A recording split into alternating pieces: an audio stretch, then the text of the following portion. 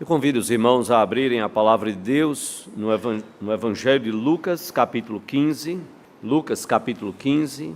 Nós vamos ler, eu quero ler os versículos 1 e 2, e depois nós vamos pular para o versículo 11, até o versículo 32. Lucas, capítulo 15, versículos 1 e 2, e depois nós vamos pular para o versículo 11. Vamos colocar de pé. Sempre nós trazemos alguma mensagem que foi ministrada, pregada no acampamento. Geralmente no domingo seguinte, como hoje estamos fazendo, tratamos sobre o tema, eu, o pastor Luiz, o seminarista Yuri, tratamos sobre o tema servindo a família, e aquilo que preguei lá no acampamento, lógico que uma boa parte da igreja não pôde estar presente, nós queremos trazer esta mensagem, servindo a família pelo perdão, a necessidade que temos do perdão. Nos diz a palavra de Deus, Lucas 15, depois nós vamos orar por nossas crianças. Lucas 15, versículos 1 e 2, nos diz a palavra: aproximavam-se de Jesus todos os publicanos e pecadores para o ouvir, e murmuravam os fariseus e os escribas, dizendo: este recebe pecadores e come com eles. Versículo 11, depois que Jesus conta a parábola da ovelha perdida, a parábola da dracma perdida, ele fala também sobre dois filhos perdidos. Nos diz a partir do versículo 11, continuou então Jesus: certo homem tinha dois filhos. O mais moço deles disse ao pai: pai, dá-me a parte dos bens que me cabe. E ele, o pai, lhes repartiu os haveres.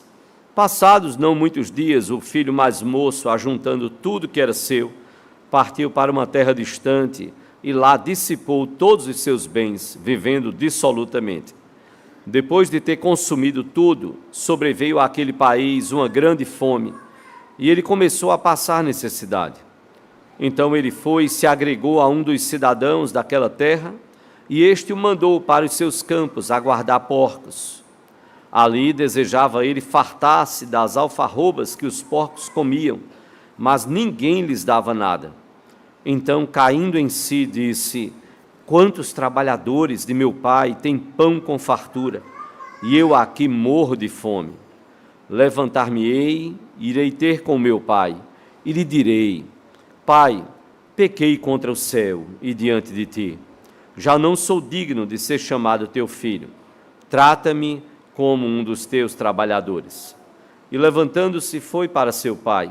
Vinha ele ainda longe, quando seu pai o avistou e, compadecido dele, correndo, o abraçou e beijou. E o filho lhe disse: pai, pequei contra o céu e diante de ti. Já não sou digno de ser chamado teu filho. O pai, porém, disse aos seus servos: trazei depressa a melhor roupa, vestiu, ponde-lhe um anel no dedo e sandálias nos pés. Trazei também e matai o novilho cevado. Comamos e regozijemo-nos, porque este meu filho estava morto e reviveu. Estava perdido e foi achado. E começaram a regozijar-se. Ora, o filho mais velho estivera no campo, e quando voltava, ao aproximar-se da casa, ouviu a música e as danças. Chamou um dos criados e perguntou-lhe que era aquilo. E o criado então informou: veio teu irmão e teu pai mandou matar o novilho cevado, porque o recuperou com saúde. Ele se indignou e não queria entrar. Saindo, porém, o pai procurava conciliá-lo. Mas ele respondeu a seu pai: há tantos anos que te sirvo, sem jamais transgredir uma ordem tua, e nunca me deste um cabrito sequer para alegrar-me com os meus amigos. Vindo, porém, esse teu filho, que desperdiçou os teus bens com meretrizes, tu mandaste matar para ele o novilho cevado. Então lhe respondeu o pai: meu filho, tu sempre estás comigo, tudo o que é meu é teu. Entretanto, era preciso que nos regozijássemos e nos alegrássemos, porque esse teu irmão estava morto e reviveu, estava perdido e foi achado. que o Espírito de Deus possa aplicar a palavra do Senhor aos nossos corações. Quero convidar as crianças à frente, com as professoras, professores. Nós vamos orar por elas e por nossas vidas também.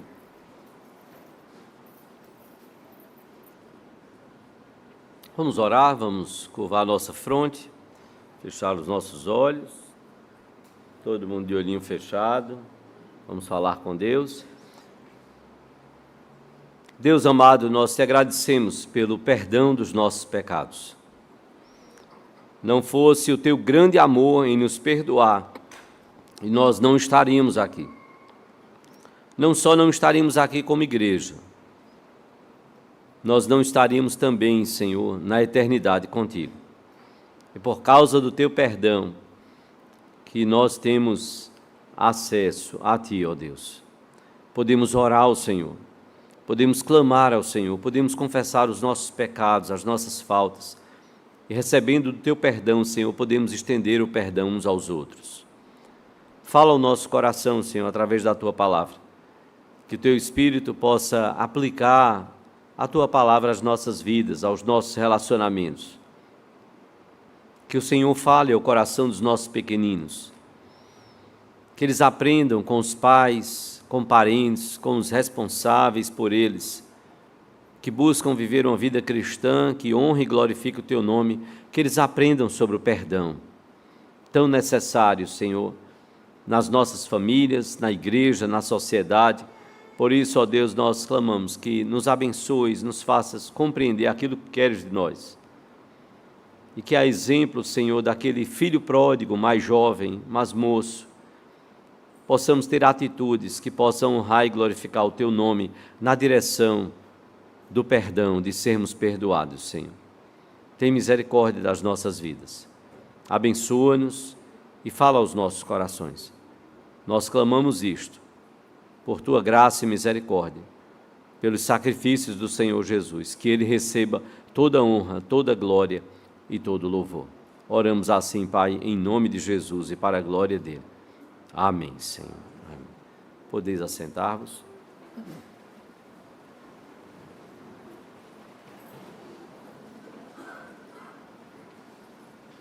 Meus irmãos, não há como vivermos em sociedade, estabelecermos relacionamentos saudáveis, seja no meio familiar, no meio da igreja, no meio social, sem o processo de perdão.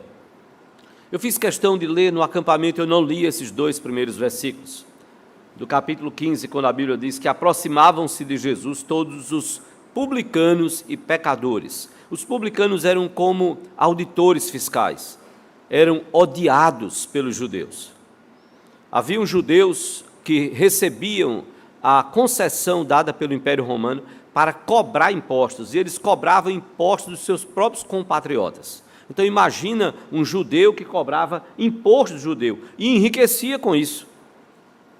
Eram odiados, a exemplo de Zaqueu, já a gente fala sobre ele. Mas a Bíblia diz que todos os publicanos, e não só publicanos, mas pecadores, e é um termo que é usado aqui no meio de Israel, era usado para destacar pessoas que haviam tido algum conhecimento da palavra de Deus, do Antigo Testamento, que era o que havia escrito na época, conhecendo a palavra de Deus, tendo tido acesso a algum conhecimento da palavra de Deus, já haviam então rejeitado, e não procuravam viver de acordo com a palavra de Deus, e eram taxados pelos líderes religiosos do judaísmo como pecadores, para ainda enfatizar ainda mais o pecado dessas pessoas que, conhecendo a palavra, mesmo não sendo judeus, não estavam querendo seguir esta mesma palavra. E é interessante que Lucas registra no começo desse capítulo, dizendo que todos os publicanos e pecadores se aproximavam de Jesus para o ouvir. Eles queriam ouvir de Jesus. Muitos fariseus, saduceus, escribas, líderes religiosos, sacerdotes, não queriam ouvir de Jesus no sentido de aprender da sua sabedoria. Chegavam para Jesus com, como se diz, com a famosa casquinha de banana para tentar derrubar o Senhor Jesus Cristo. Era no intuito de derrubar, de pegar Jesus em alguma falha. Não se aproximavam de Jesus para aprender. Mas os publicanos aqui, pecadores, diz Lucas, que eles se aproximaram de Jesus para o ouvir. E então diz a Bíblia que os fariseus e escribas, grupos destacados no meio do povo de Israel e na religiosidade judaica, eles diziam a respeito de Jesus: este recebe pecadores e come com eles. Não só recebe, mas senta à mesa com eles. Isso os fariseus e escribas jamais fariam. Publicanos, longe de nós, são odiados. Pecadores, esses tiveram acesso à palavra e rejeitaram essa palavra. Não, nós não queremos convivência com essas pessoas. E então estavam acusando Jesus de que Jesus sentava à mesa com eles e comia com eles. Jesus então conta a parábola da ovelha perdida, Jesus conta a parábola da dracma perdida, e Jesus chega a esta parábola que ficou conhecida como a parábola do filho pródigo, quando na verdade você tem dois filhos aqui perdidos no meio dessa família. E eu quero voltar a essa questão. Nós não temos como viver em sociedade de modo saudável, sem o processo de perdão. Quando alguém faz um pedido de perdão, é importante que se diga isso, pelo menos dois objetivos, logicamente, a pessoa deveria ter à luz do que a palavra de Deus nos fala. Primeiro, quem pede de forma sincera perdão, deseja ser perdoado, deseja receber o perdão. Quando alguém pede, repito, de forma sincera perdão a outra pessoa, essa pessoa que está pedindo, ela deseja ser perdoada. Mas, em segundo lugar, ela deveria também, à luz do que a palavra de Deus fala, se havia algum relacionamento antes, ela deve também desejar restaurar o relacionamento. Lógico que aqui a gente não está falando, por exemplo, se a ofensa foi causada por um desconhecido, não havia relacionamento, portanto, não há um relacionamento a ser restaurado. Mas veja, quando é na igreja, quando é na família e alguém pede perdão, nós deveríamos pensar nisso. Não é só estender o perdão e dizer: ok, tranquilo, você está perdoado, agora vamos fazer o seguinte, você segue sua vida que eu vou seguir a minha. Pense isso na igreja, nos relacionamentos da igreja. Pense isso na família. Pense mais ainda profundamente, se fosse Deus fazendo isso conosco, eu e você, clamando perdão a Deus, e Deus olhasse para nós e dissesse: ok, eu perdoo você, agora eu não quero relacionamento com você. Eu não quero relacionamento com você. Por isso que o perdão bíblico não é só o ato de conceder o perdão e aquele que pede perdão receber o perdão, mas o perdão bíblico, de modo muito perfeito e amplo, ele vai na direção de restaurar relacionamentos. Restaurar relacionamentos. Entendendo também que perdão é uma concessão. O perdão ele não pode ser exigido. Não exija perdão. Peça. Porque exigir perdão é contrário ao sentido e à natureza do perdão. Perdão, na sua essência, é optar, perdoar, é também optar por abrir mão do castigo para outra pessoa que precisa ser perdoada, e é também optar por abrir mão do castigo e por trazer de volta ao convívio a pessoa que cometeu o erro. É desconsiderar a ofensa, de maneira que a confiança ela possa estar sendo passo a passo restabelecida. Pedir perdão e conceder perdão são fundamentais para relacionamentos saudáveis. Já já nós vamos estar voltando àqueles 50 dias de oração pela família. E vamos ter uma semana onde a gente vai pensar, cada dia, cada mensagem daquela semana, vai ser algo sobre o perdão. Como nós precisamos de perdão nos nossos relacionamentos. Há 3 termos no Antigo Testamento, no hebraico, e 4 termos, 3 vocábulos no hebraico e 4 termos no grego, em toda a Bíblia, cujas raízes trazem algumas ideias centrais. Perdoar é cobrir, E é isso que o sangue de Jesus faz e nós estaremos simbolicamente aqui celebrando. O sangue de Jesus nos cobre e nos purifica de todo pecado, para que Deus não veja o nosso pecado, mas veja o sangue de Jesus sobre nós. Perdoar, então, significa cobrir a expiação, o sacrifício que Jesus fez na cruz do Calvário. Perdoar também significa levar para longe. Miqueias, capítulo 7, versículos 18 e 19, diz o próprio Deus que Ele pisará as nossas iniquidades e Ele lançará as nossas iniquidades nas profundezas do mar. E eu dizia lá no acampamento, lembro quando alguém falou sobre o texto, e dizendo, olha, Ele lança nas profundezas do mar, e aí Ele coloca lá em cima, Ele bota proibido pescar, bota uma boiazinha lá, para lembrar, ó, isso aqui foi perdoado. Você está proibido de ir pescar. Foi perdoado. Esqueça. Porque é isso que Deus faz. Mas também não só cobrir, não só levar para longe, para as profundezas do mar, mas perdoar também traz a ideia de usar de graça com alguém. Perdoar não é, você merece, eu vou lhe perdoar. Não, é graça. Os vocábulos, tanto no hebraico como no grego, no Antigo e Novo Testamento, trazem a ideia de que o perdão é gracioso. É Deus que é perdoador, é gracioso. Nenhum de nós merece, mas Deus age com graça sobre as nossas vidas.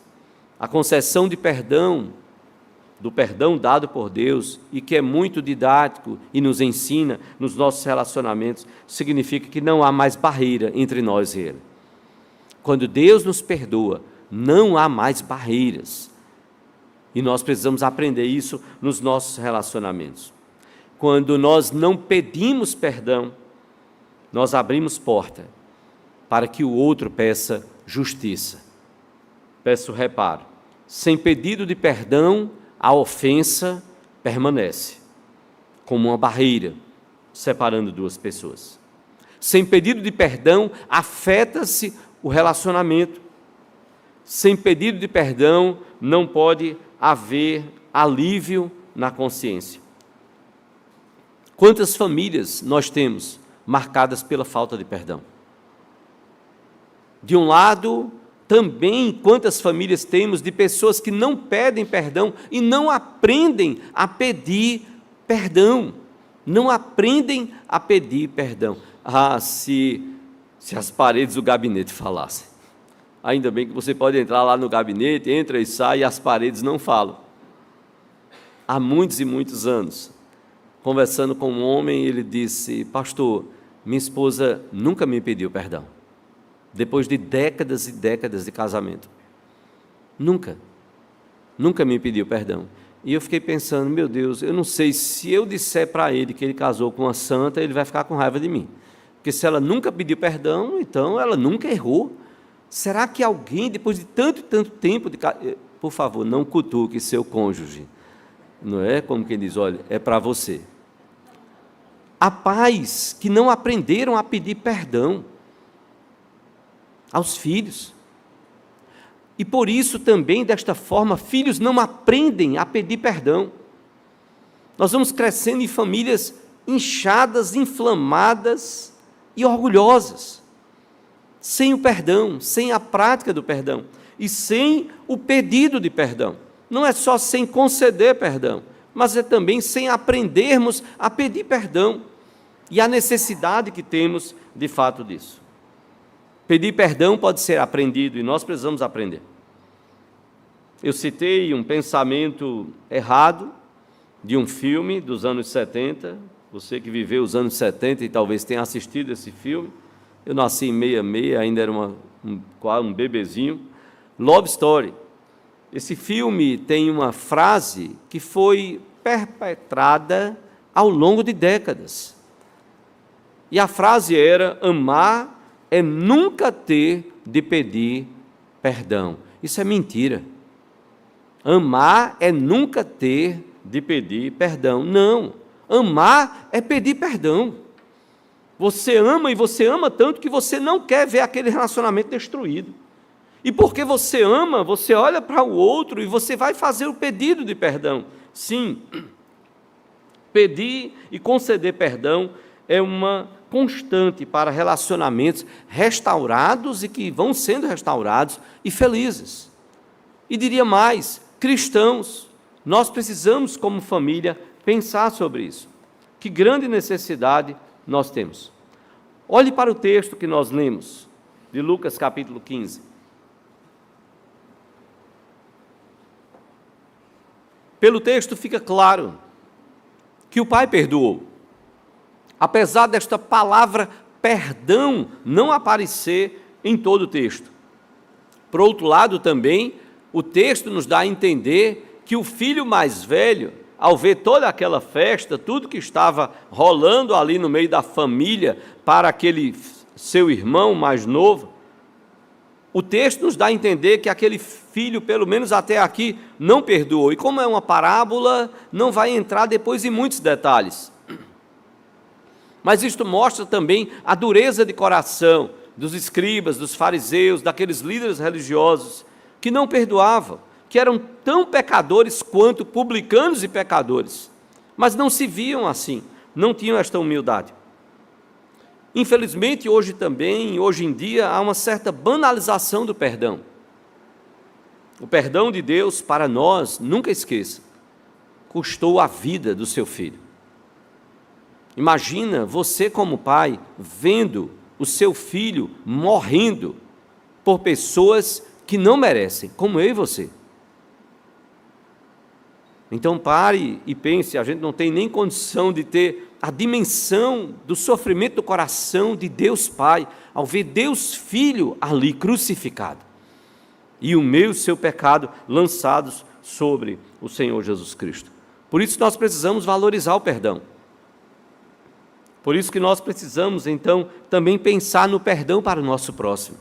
Nós não somos merecedores, o nosso próximo também não é, os nossos familiares não são, os nossos amigos, vizinhos não são, ninguém é merecedor do perdão.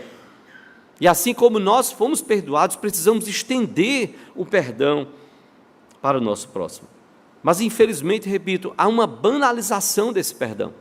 Até quando Jesus disse para Pedro, olha Pedro, não só 7 vezes, mas até 70 vezes 7, perca de vista. Houve um pedido de perdão, há arrependimento, perdoe. Mas, repito, há uma banalização em não entendermos como esse perdão deve se processar. Mas nós nunca podemos esquecer que esse perdão, repito, não foi e não é de qualquer jeito. Custou a vida do Senhor Jesus Cristo na cruz do Calvário. O evangelho que pregamos é essencialmente a proclamação do poder do perdão divino. Sem perdão, não há boas novas. Como? Se Deus não tivesse nos perdoado em Cristo Jesus, qual seria a boa notícia? E a boa notícia é que em Cristo Ele se ofereceu. Deus, Pai, Filho e Espírito Santo, Deus nos amou, entregou o seu Filho, Ele morreu pelos nossos pecados, e os nossos pecados podem, por meio de Jesus, serem perdoados. Nós podemos ter o perdão por meio da graça de Deus, é graça. E aí sim é evangelho, é boa notícia de Deus para os nossos corações. Como nós precisamos do perdão? Conta-se que um homem, no leito de morte, pediu aos seus familiares que não escrevessem nada na lápide do seu túmulo. Não escrevessem nada, nem mesmo o nome dele. E diz a história que esse homem pediu, ele disse, eu só quero uma palavra na lápide do meu túmulo, uma única palavra, e a palavra é perdoado. A palavra é perdoado. Perdoado. Que prática maravilhosa Jesus teve. Vá em paz, os teus pecados, e não peques mais, os teus pecados, a tua fé te salvou, os teus pecados foram perdoados.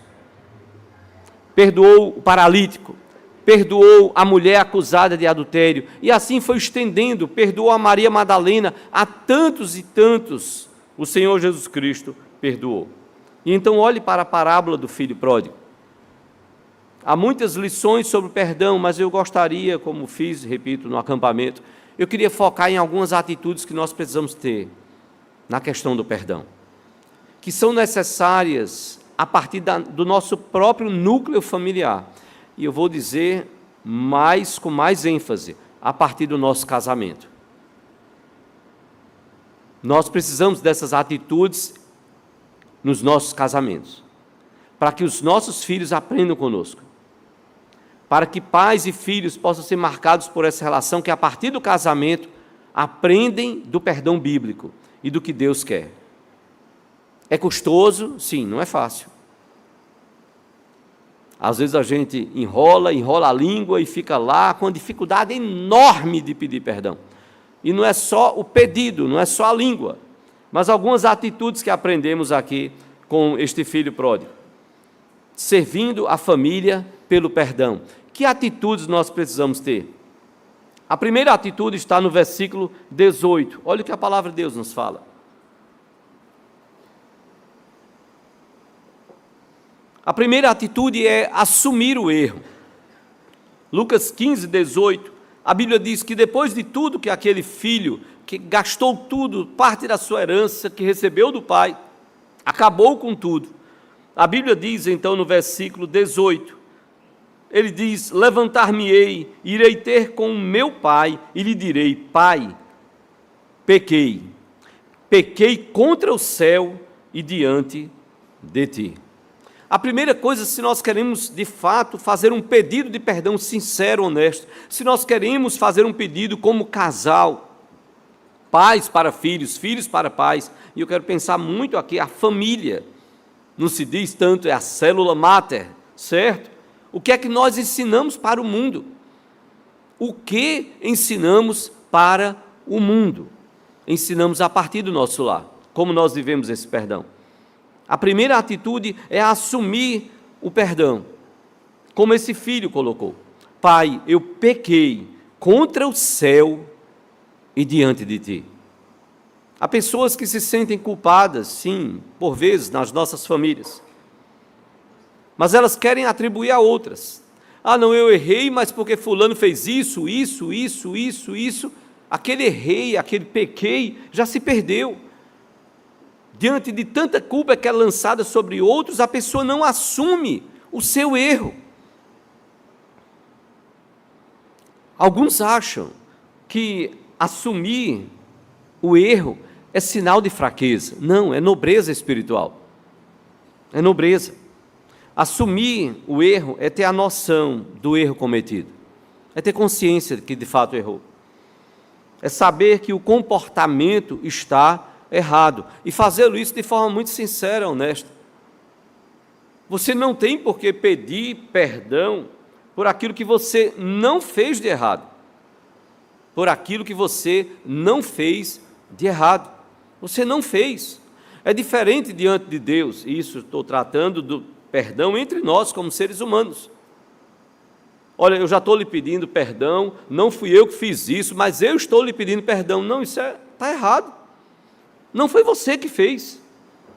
É diferente quando a palavra de Deus nos diz, o salmista fala, que ele pede perdão a Deus, ele pede o perdão até para faltas que lhe são ocultas, ou seja, Senhor, eu posso ter pecado contra o Senhor e não ter percebido isso, talvez pela dureza no meu coração, por um engano, por N questões.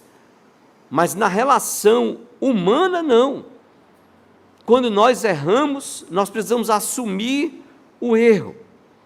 Todo mundo comete erros, alguém disse, mas aqueles que não reconhecemos são justamente os que nos destroem. Todo mundo comete erros, mas aqueles que não reconhecemos são justamente os que nos destroem. Aquele filho, ele assumiu o erro. Pai, eu pequei contra o céu e diante de ti. Então, a primeira atitude, se você quer o perdão e quer fazer um pedido de perdão sincero, honesto, correto, no intuito de receber perdão e de ter o relacionamento restaurado, a primeira atitude é assumir o erro. A segunda atitude é arrependimento. Veja o que a palavra de Deus nos fala aqui no capítulo 15, a partir do versículo 13 até o início do versículo 17. Depois que aquele filho partiu com todos os haveres, diz a partir do versículo 13: passados não muitos dias, o filho mais moço, ajuntando tudo que era seu, partiu para uma terra distante, e lá dissipou, acabou com todos os seus bens, vivendo dissolutamente, pecaminosamente. Depois de ter consumido tudo, sobreveio àquele país uma grande fome, e ele começou a passar necessidade. Então ele foi e se agregou a um dos cidadãos daquela terra, e este o mandou para os seus campos a guardar porcos. Eram detestáveis para o povo de Israel. Ali desejava ele fartar-se das alfarrobas, das comidas que os porcos comiam, mas ninguém lhes dava nada. Então, caindo em si, disse. É impressionante, irmãos, como esse jovem, esse filho mais novo, ele é tomado de um arrependimento profundo. E não se engane, Deus usa muitas vezes as circunstâncias pelas quais passamos para nos levar a um arrependimento genuíno, verdadeiro, para gerar arrependimento no nosso coração. E eu digo isto para que nós não olhemos e possamos olhar uns para os outros pensando assim: ah, fulano está arrependido, mas porque também, não é? Depois que ele perdeu isso, que ele perdeu aquilo outro, aí agora ele está dando uma de arrependido. Não, pode ser Deus gerando arrependimento. Ele precisa de apoio para reconhecer que de fato errou, e para que esse arrependimento seja genuíno, seja verdadeiro. A Bíblia diz, no início do versículo 17, então, caindo em si. E essa é uma expressão muito importante, porque contrasta com aquele jovem que logo no começo, a partir do versículo 12, que pede ao pai a parte da sua herança, contrasta com esse jovem que parece estar fora de si. O pai está vivo, o pai não morreu, ele pede logo a parte da herança dele, ele vai embora, ele acaba com tudo. Esse jovem está fora de si, mas aqui não. Diante de tudo pelo que ele passou, ele cai em si. E é importante que nós possamos dizer que há pessoas duras de coração, que não se arrependem, mesmo diante da doença, mesmo diante de perdas financeiras, de emprego, ou o que quer que seja, até mesmo diante da morte de pessoas, de entes queridos, nem isso lhes toca o coração. Que coração duro. E o perdão deve ser trabalhado não no sentido de alguém que lhe pede perdão, ou você vai pedir perdão, e aí você olha para o outro e diz: olha, deixa de besteira, me perdoe, pronto, e vamos retomar o nosso relacionamento. Não é assim. Não é assim. Nós precisamos sim assumir o erro, declarar que reconhecemos que erramos. Nós precisamos sermos tomados de um arrependimento verdadeiro, e a quem estamos pedindo perdão precisa ouvir isso. Eu errei, eu estou assumindo o erro, não de forma orgulhosa, coração pedante, não, humildemente, eu errei, e eu estou arrependido pelo que eu fiz.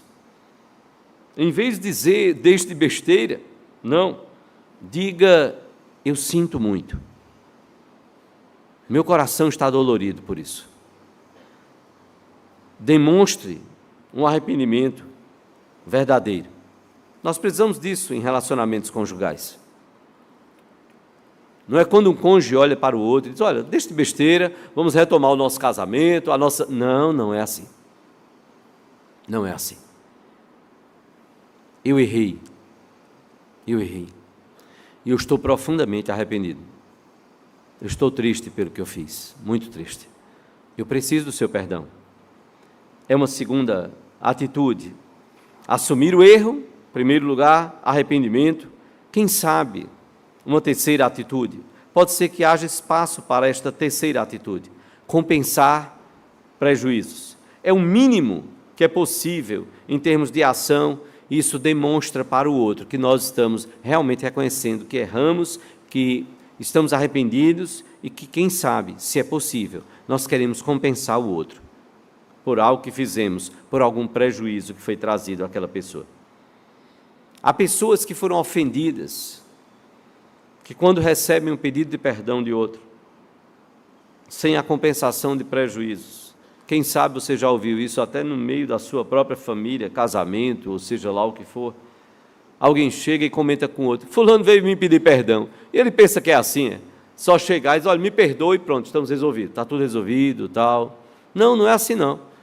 Olha o que ele me causou, olha o que ela me causou. Olha o que meus filhos fizeram. Olha o que meus pais fizeram na minha vida. Olha como esse filho fala lá no versículo 19. Depois que ele reconhece o seu pecado, que ele assume o seu erro, depois que ele é tomado por um arrependimento profundo, e vai na direção do Pai com um propósito, o que ele pensou em dizer no versículo 19 era: já não sou digno de ser chamado teu filho, trata-me como um dos teus trabalhadores. Pai, eu errei, eu estou profundamente arrependido, Pai, mas Pai, eu estou aqui, eu quero trabalhar para o Senhor. Eu preciso compensar prejuízos. Eu acabei com a minha parte da herança, o Senhor ainda está aí vivo. O Senhor não morreu para que a herança fosse dividida. É alguém que está preocupado em compensar o outro, sempre que isso for possível. Trata-me como um dos teus trabalhadores. Você lembra de Zaqueu? E eu disse, mais à frente a gente volta a Zaqueu. Quando Jesus foi até a casa de Zaqueu, quando Jesus ceou com Zaqueu, conversou com Zaqueu, Zaqueu chegou a dizer, lá em Lucas 19, versículo 8, passado alguns capítulos, Lucas 19, 8, Zaqueu se levantou e disse ao Senhor Jesus: Senhor, resolvo dar aos pobres a metade dos meus bens. Olha lá, para um publicano isso aqui não aconteceria, só um milagre. E o milagre estava na frente de Zaqueu, Jesus transformando o coração de Zaqueu. Resolvo dar aos pobres a metade dos meus bens. E se em alguma coisa tenho defraudado alguém, restituo 4 vezes mais. Se eu tirei indevidamente de alguém, eu vou restituir 4 vezes. Isso era o que a lei já determinava, lá em Êxodo capítulo 22, versículo 1. A lei já determinava isso. Mas o que mostra é que Zaqueu está comprometido em cumprir o que a lei fala, o que a lei de Deus determinava.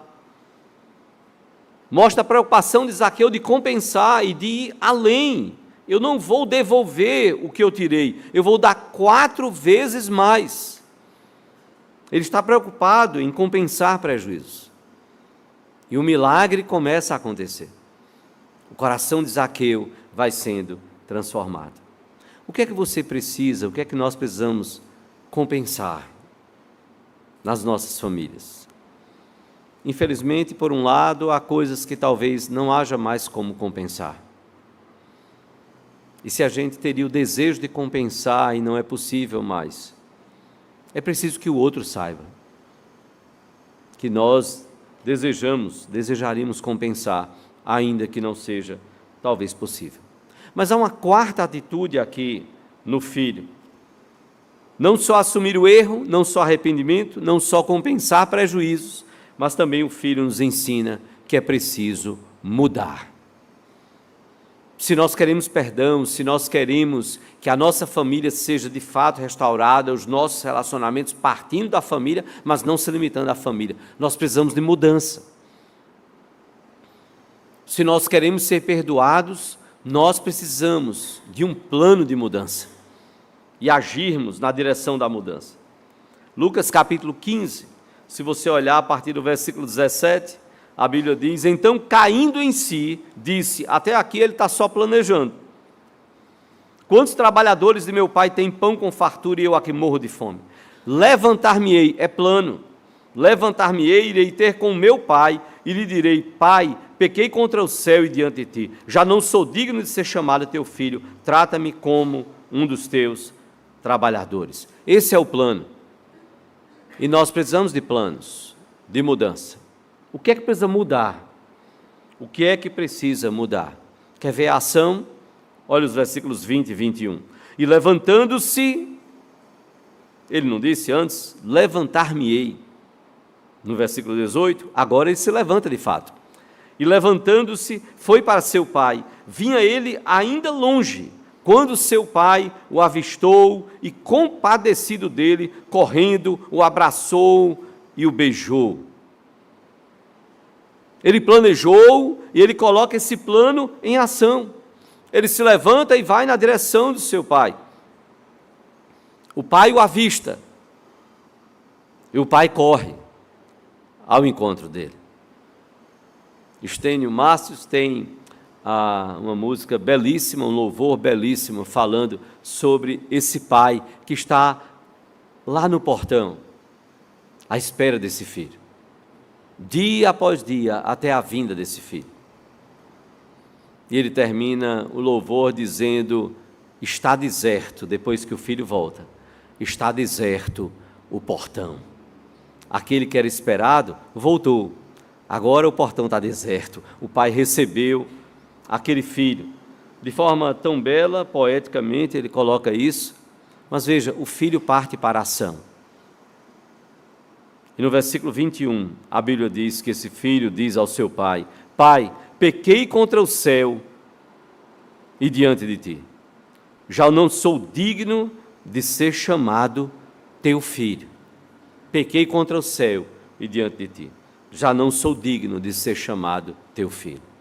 Olha a mudança que foi acontecendo e que precisa acontecer nos nossos corações quando nós queremos de fato perdão, quando queremos ser de fato perdoados e queremos restaurar relacionamentos. É preciso mudar, é preciso ter esta quarta atitude: mudança. Nem parecia mais aquele filho que pediu a herança com o pai vivo, que partiu, foi embora, que acabou com tudo dissolutamente. Não. É o filho que é tomado, reconhece o seu erro, é tomado por um arrependimento, quer compensar os prejuízos e agora então demonstra mudança. Mudou.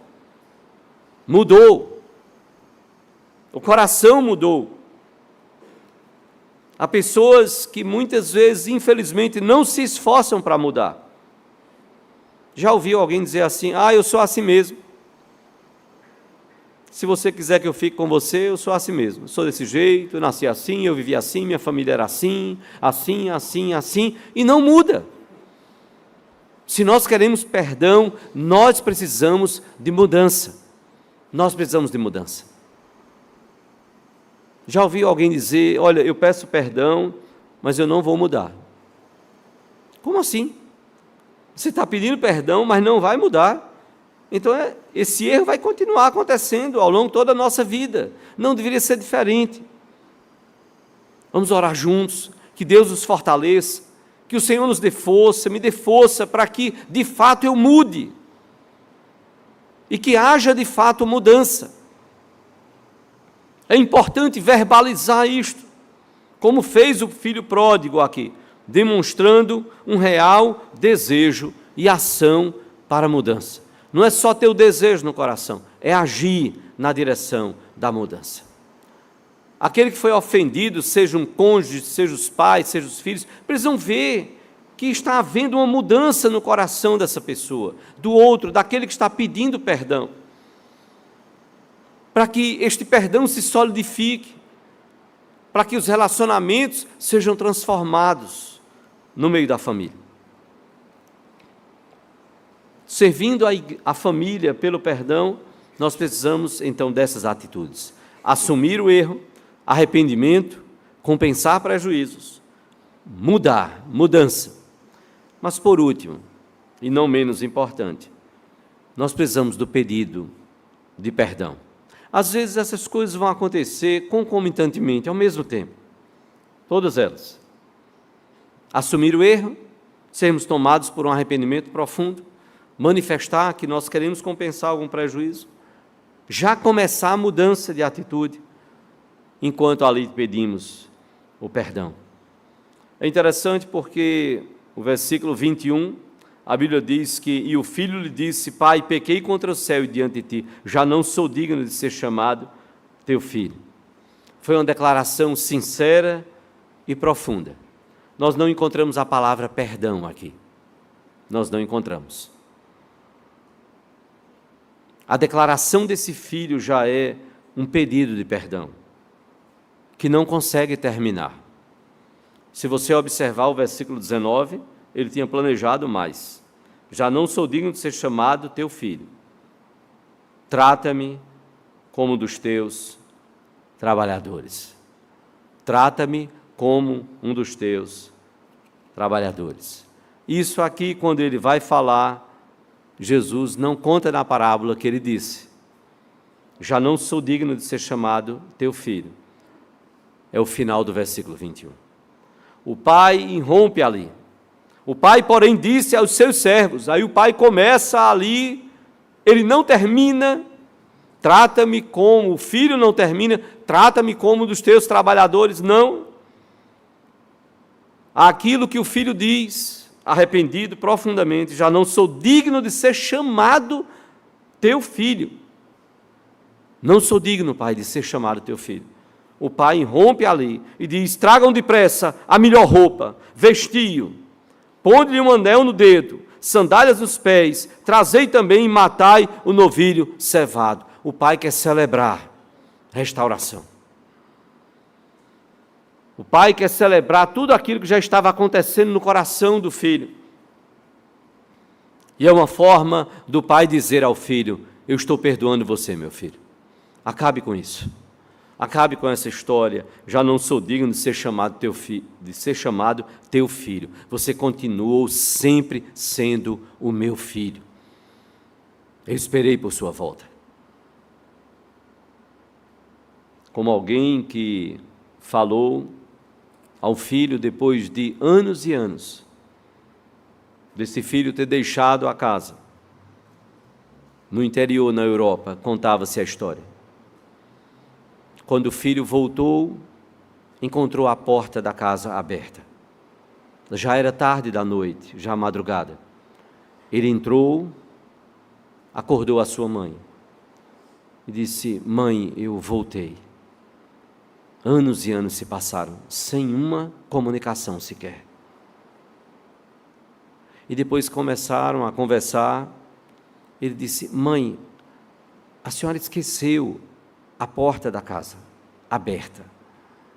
E ela disse: não, meu filho, por todos esses anos a porta da casa dormiu aberta, porque eu esperava que um dia você iria voltar. Qualquer que fosse a hora, eu queria que você encontrasse a porta aberta. A porta aberta. O coração desse pai estava aberto. O pedido de perdão sincero mostra a nossa consciência de erro. O pedido de perdão sincero indica o desejo de restaurar completamente o relacionamento. Você já pediu perdão ao seu cônjuge? De repente, você vai dizer assim: poxa, pastor, faz 20 anos nós estamos casados, faz 10 anos. Eu imagino que pelo menos um erro você cometeu. Será?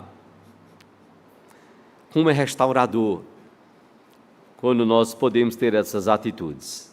Assumir o erro, sermos tomados por um arrependimento sincero, compensar prejuízos, mudar a atitude e pedir perdão.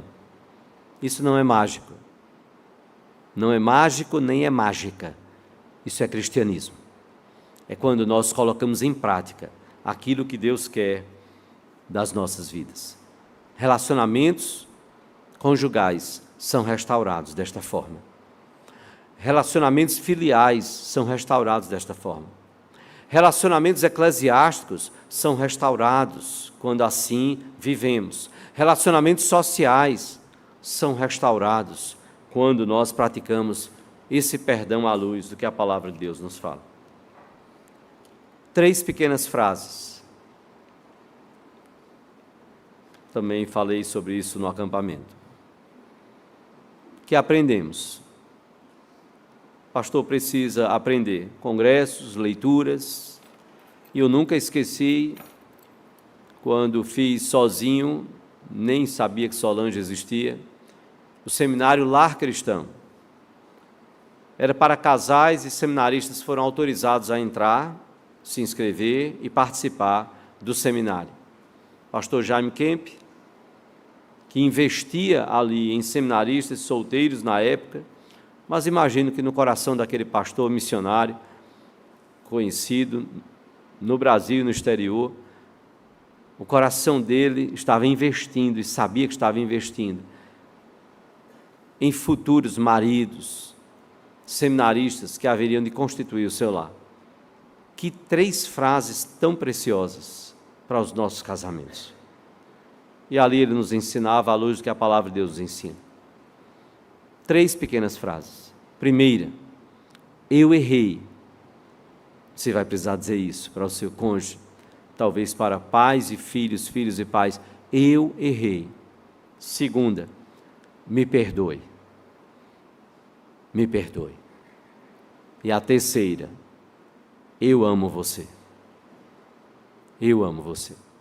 Eu errei, me perdoe e eu amo você. A prática desse perdão, que serve à família, servindo a família pelo perdão, que assume o erro, que se arrepende, que compensa prejuízos, que muda e que pede, verbaliza perdão, pode salvar muitos casamentos, pode salvar muitas famílias da destruição.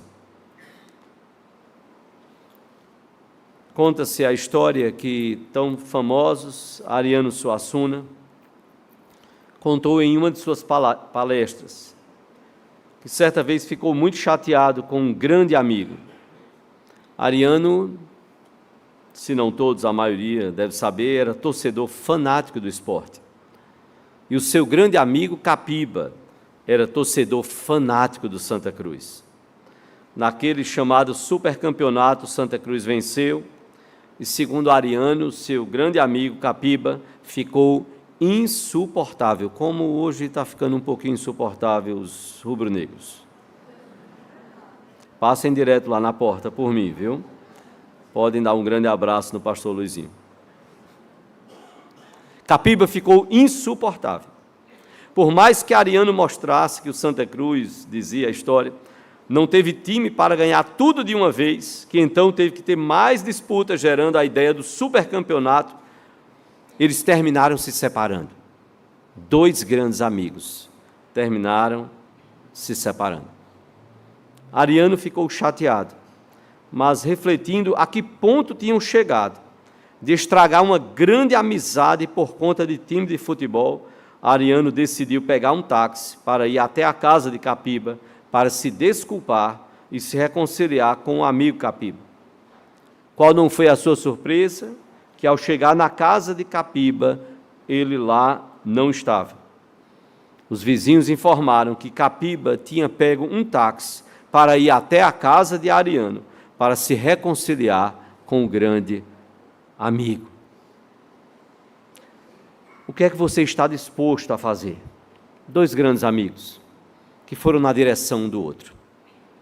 Quem sabe nós precisamos ir na direção do nosso cônjuge para pedir perdão, para se reconciliar e ter e praticar esse perdão, conforme a palavra de Deus nos ensina. Se 2 grandes amigos foram capazes de fazer isso, nós podemos fazer muito mais pela ação do Espírito Santo nas nossas vidas. Há casamentos se arruinando,